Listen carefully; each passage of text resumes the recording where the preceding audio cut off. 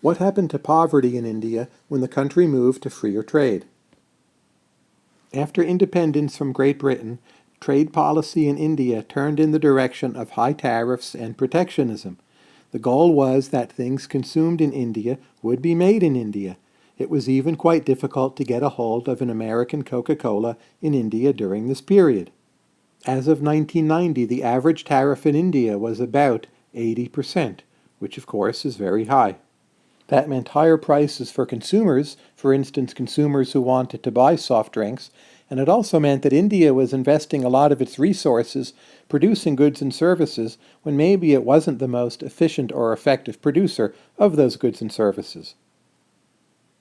Reform did come to India, and in 1991 India started a process of opening itself up to the global economy. So whereas the average tariff had been at 80% in 1990, by the time we get to 1996, the average tariff is at a lower rate of 37%. It's also the case that the standard deviation of tariffs dropped by about 50% during the same time period. What that means is that those extremely prohibitively high tariffs of about 300% or 400%, for the most part, those were done away with, so tariffs were both lower and the most extremely high tariffs were eliminated. In this new situation, India both imported more and exported more. So for instance, in the 1980s, the ratio of total trade in manufactures to GDP was at about 13%. By the time we get to the year 2000, it's at about 19%, much higher, of course.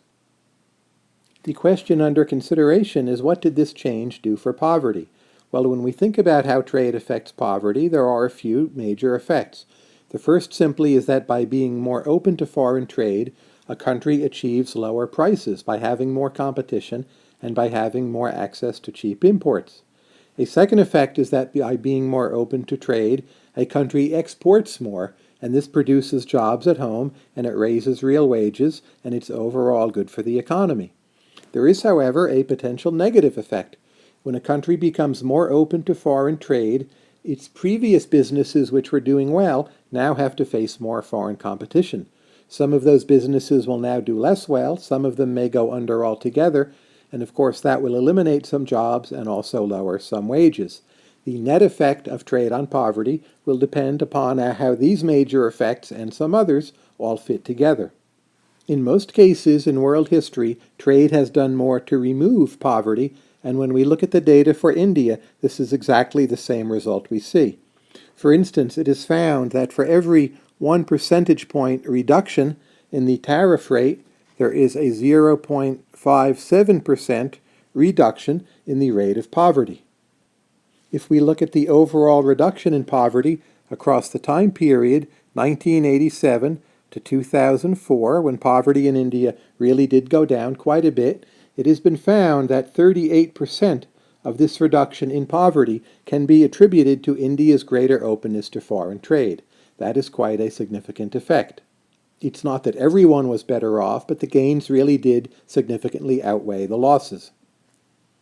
To read more on this topic and to take a closer look at where these numbers come from, I would recommend that you Googled the first source listed. There is also a very good book by Bhagwati and Panagaria, but that unfortunately is not available online for free. It's called India's Reforms.